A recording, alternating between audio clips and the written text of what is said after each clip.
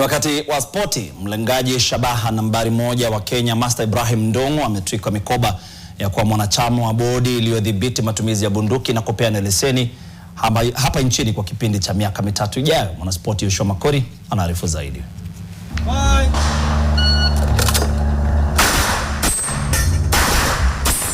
Ibrahim Ndung'u wa klabu ya Bamburi ya Mombasa amepewa majukumu hayo na waziri wa usalama wa ndani Onesmus Kipchumba Murkomen.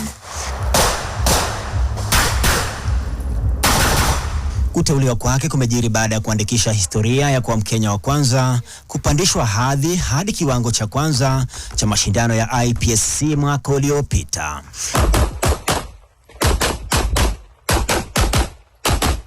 Wakati huo aliorodhesha watano barani Afrika katika mashindano hayo yaliyofanyika Matilosana, Afrika Kusini, na wa 59 ulimwenguni kati ya walengaji shabaha 420 walioshiriki. Nyota huyo kwa sasa anajiandaa kuipeperusha bendera ya Kenya katika mashindano ya Extreme Euro Open mwezi Mei na yale ya bara Europa mwezi Juni mwaka huu. Nikidunda nyugani niite mwanaspoti Yoshua Makori.